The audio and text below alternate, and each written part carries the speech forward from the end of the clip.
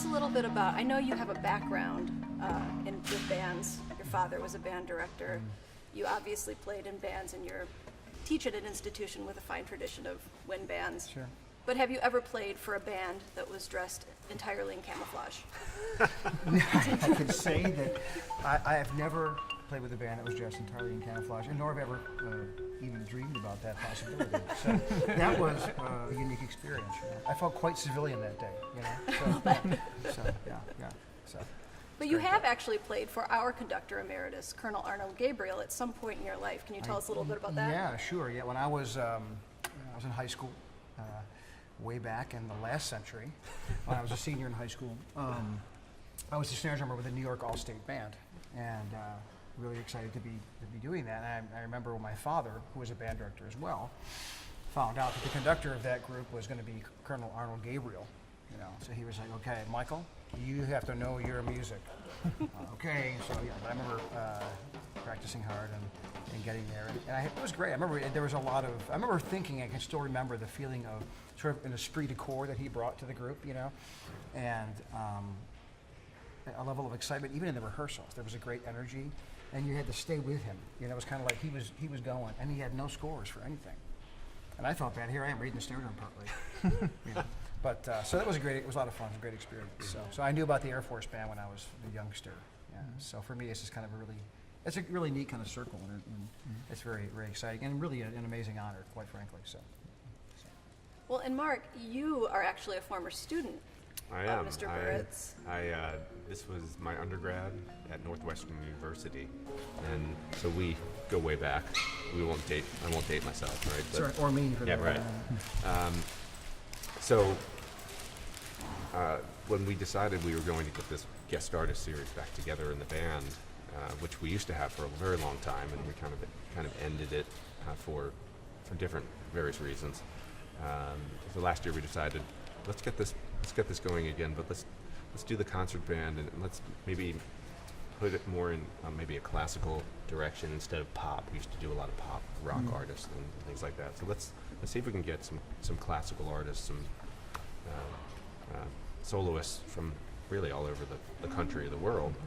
And so I looked at a few of the percussionists as soon as they announced that. I said, I'll never forget, we were on tour. It was last April, and I looked at a few of the guys. I said, maybe we could get Mike Burritt here. You think that could happen?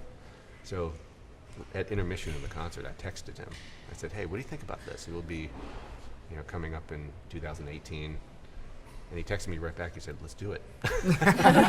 So literally, it was about 3 minutes after they decided that we were going to do this series. I said, maybe this is a possibility. So we floated it, up to our boss and our colonel, and showed him some of your stuff, and the rest is just planning out what we were going to do.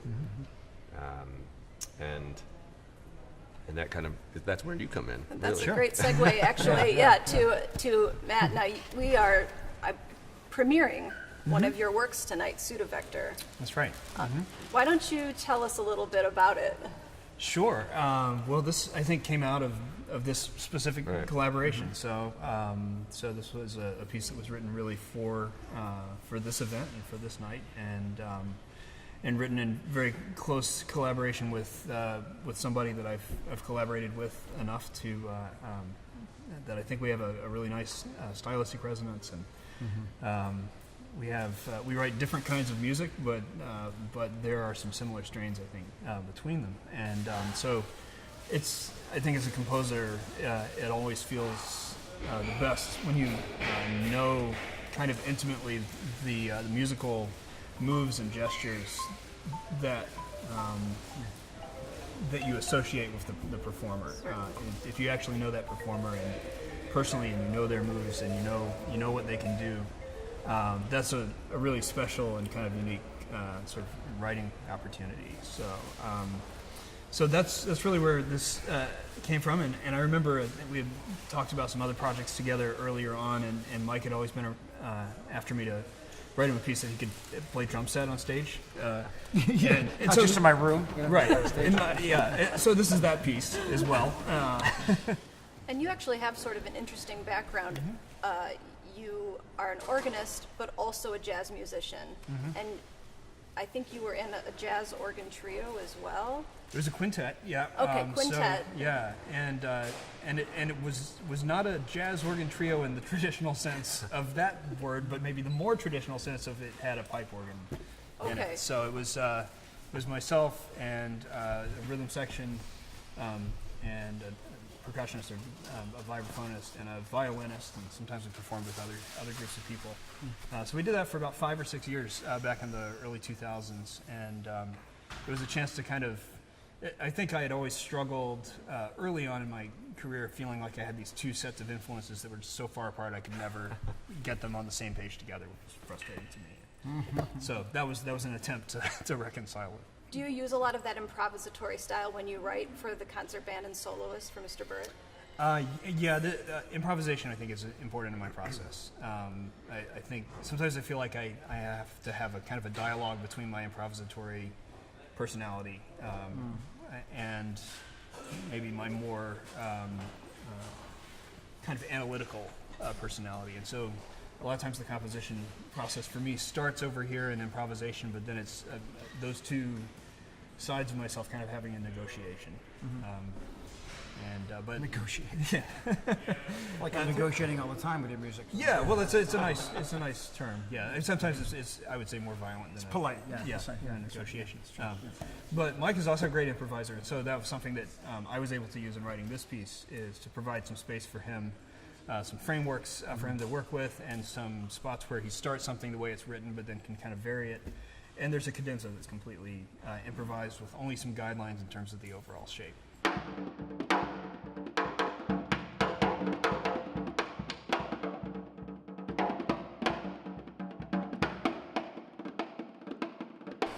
And Mike, you're also a composer, correct?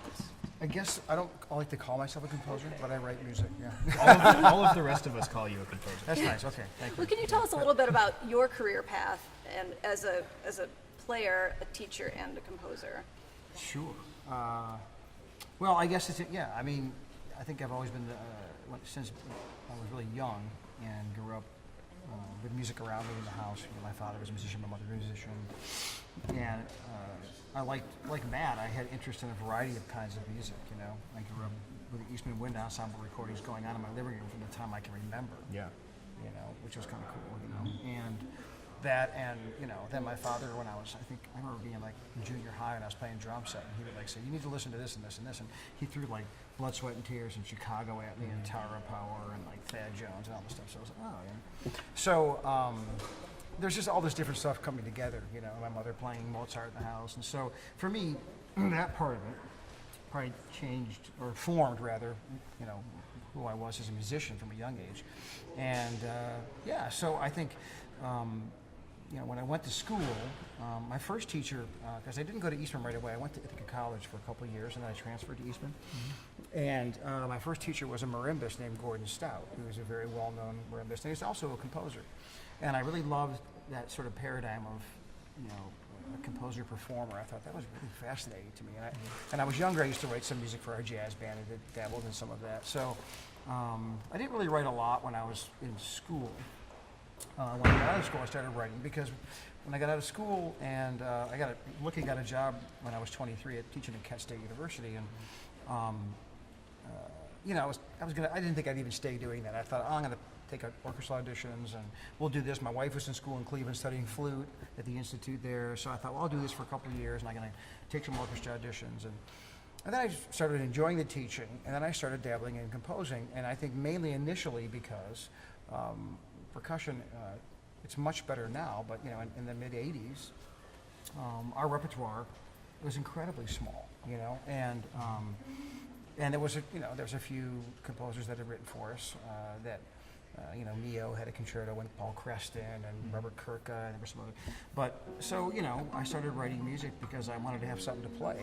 You know, so it's like, okay, I got to write something so I have something to play. You know, and I remember writing a piece, you know, at the marimba, because that's kind of how I did it at first. And it's a piece called October Night. I'm sure Mark knows the piece I'm talking about. A lot of youngsters still play it, which is amazing to me. And I remember writing it, and the composition faculty said to me, one of the guys said, this is good, man. This is great. You should do this. You should write more. I said, really? Okay. So it was kind of fun, you know, and then I started doing more of it. But I never wanted to only do that. I was still involved with either playing some of the repertoire that was being written.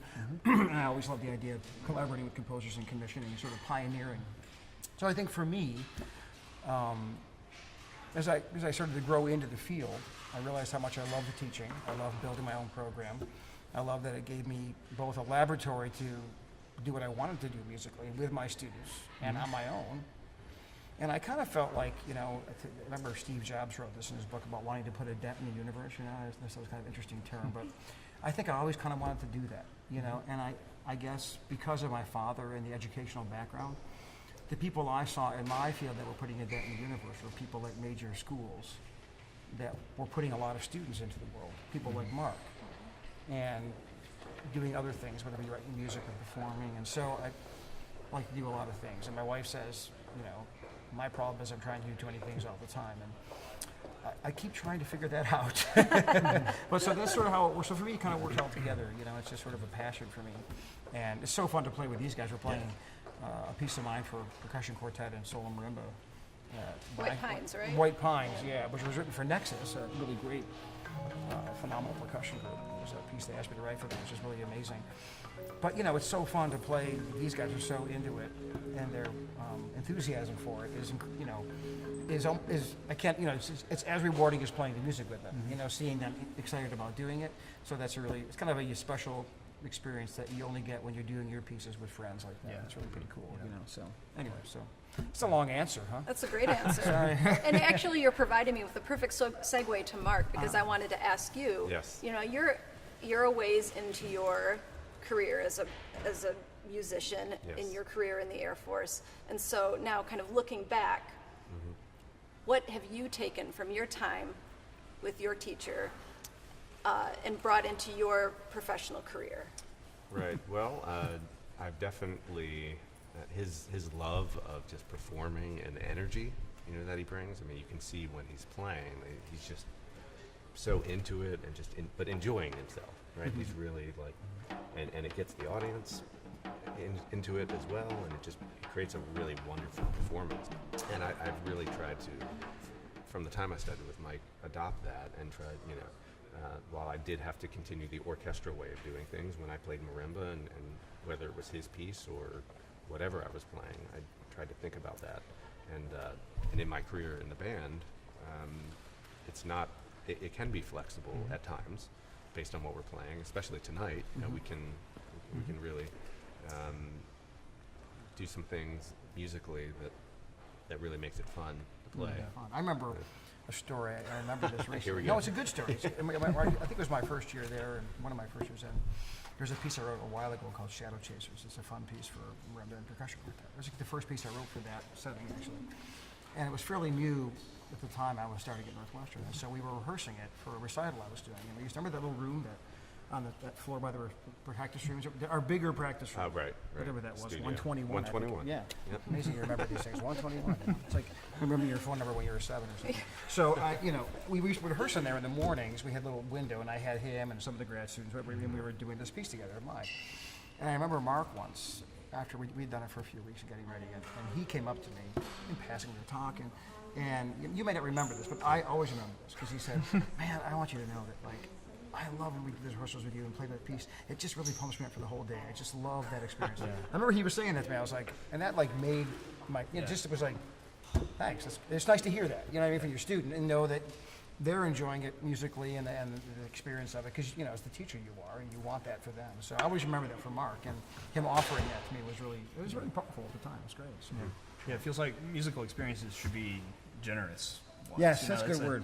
I think that's all of the projects I've been involved with that really stuck with me, and that I still think back on and sort of draw strength from, are the ones where, you know, ego was off the table, Right. and everybody was just kind of generously giving the thing that they do best. Totally. That's a great way of looking at it, and it's easy to forget why we do it, and it's so simple. You Yeah, know, it's that, true. that It's true. that collective spirit when you're making music. Right. So one of the things that we do in our job in the Air Force Band is we do a lot of work with young people and trying to inspire young musicians. And I'm wondering, you know, we have the three of you sitting here. at, you know, at various stages of long musical careers, what kind of advice would you give to young aspiring musicians at this point in your life?